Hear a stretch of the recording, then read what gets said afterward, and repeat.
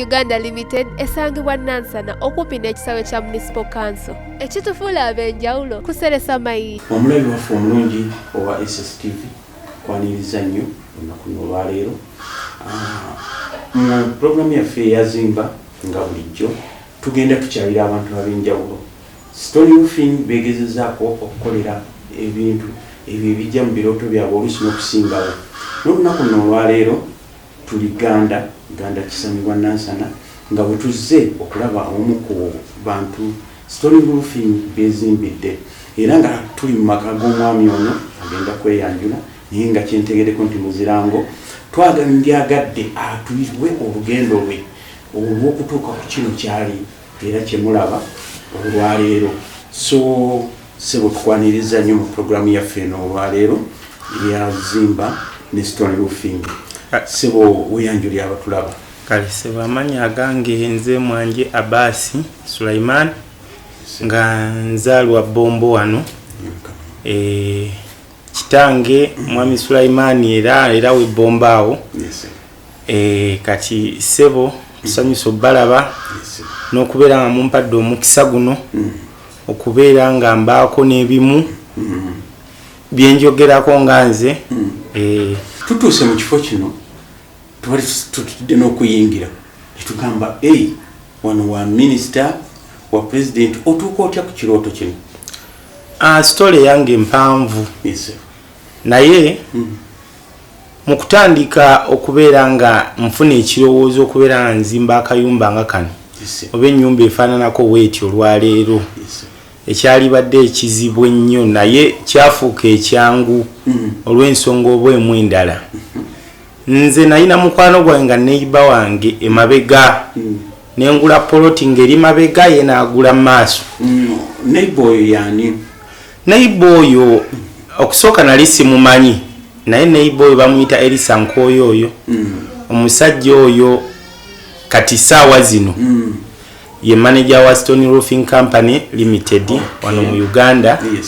Ne neiba oyo yazimba ennyumba yazimba flat maaso n'agiseresa amayinja nga nze nine ibawe mabega kane nina nga omanyi buddabo ruumu muvubuka otandika butandisi nenga buli lwempitawo nga nva ku mulimu awo mpulira kinyeenya mu mutwe ningamba kati obulamu nga nze nange nfuna akayumba akafaananako ng'ekati kiba kinkolera. Kyatwalira ebbanga nga ngezaako okwagala okumulumba naye ng'omutima gutya sente ezo zonna zinaavaawa. Ne lumu mba ntambula obudde obw'olweggulaawo ne mugwako ne mugamba gyebale ssebo ne twebuuziganya bulungi nagenda okumusanga omusajja mulungi talina buzibu bwonna. Kwe kutandikawo okubeera nga nzigulawo enkolagana ey'amaanyi ne mugamba ennyumba ng'eno olowooza kyetaagisa kyera kiyinza kostinga kyenkana ki? Kakati olwo kwenjagala nkubuuzeeko ng'okimanyiko nti muzimbi oba nedda wali omanyi nti nannyini makawuka?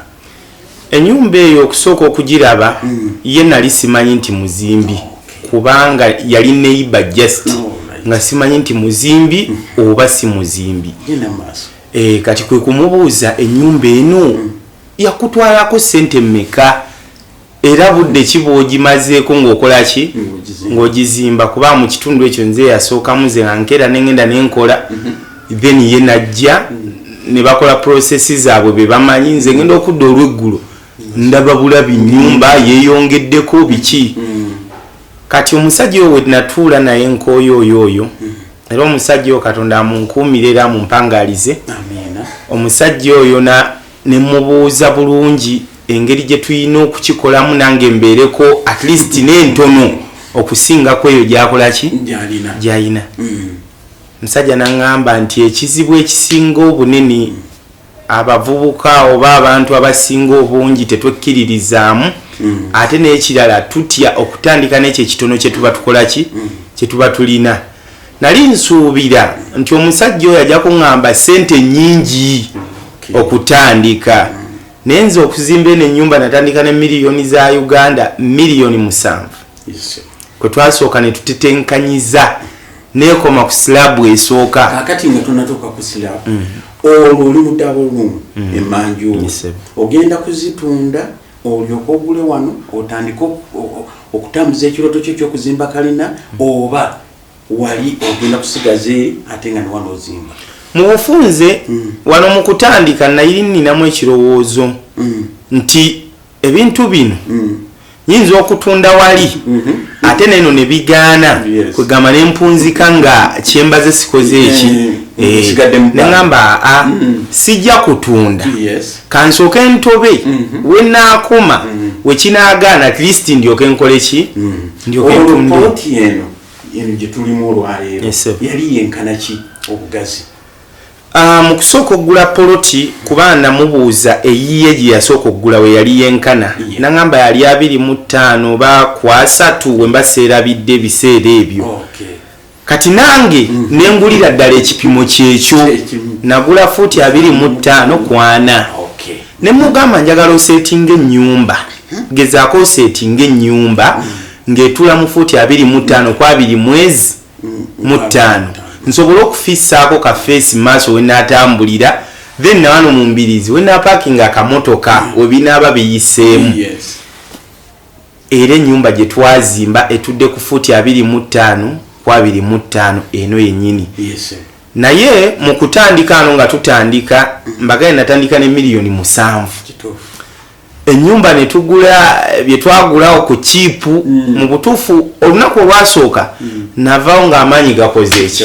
nga mpedde kuba $7,000,000 nga kumpi teziina kyamaanyi nnyo kyezikoze eki twagulako buloka z'ebbumba buloka nga kakaaga ne tugulako n'emitayimbwa emitonotono n'ekitimba n'ebiveera kati olwo bwakubalirira n'akugamba ojja kwetaaga bino ate ng'olina $7,000,000 kiki ekyajja mu bwongo obwo tewatya okusooka teyamalaamu maanyi yaŋŋamba sooka otandike n'ezo sente era ojja kulabawo enkyukakyuka nga yaki nga yanjawulo ate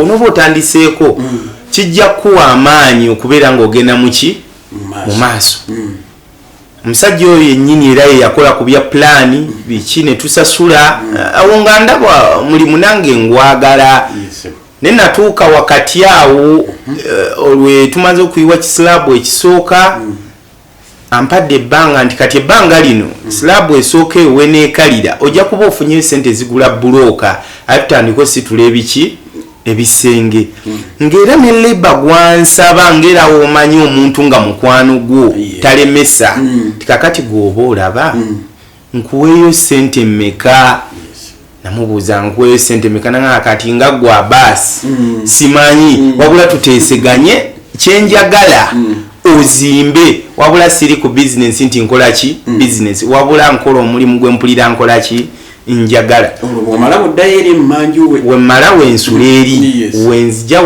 wetwongerako ketwongera naye tayimu yatuuka nali wakuzimba flo 2 esooka eya wansi neyawaggulu tayimu yatuuka omuzannyo gunnyumira kuba nagenda okulaba nga nzisaamu kitono ate nga ndaba enkyukakyuka nnene ne bitandika okubeera nga binnyumira bunyumizi kwe kumugamba nno pulaani twaligikyusa we twali tugenda okukoma twaliyongerako twongereko okwo kuba kati ndaba ebintu bigonda wabula kye nasiima ku musajja oyo nkoyo oyo Elisa ye musajja abalirira omuntu ate n'embeera y'omuntu kubanga nagulanga bloka ne tuyiwa bloka mu butuufu bloka ne zimenyeka ne mu kuzimba pieces zino bayina engeri gye bazihandolingamu okubeera nga bazifikisinga yes era site yabeeranga eba clean netuuka ekiseera nga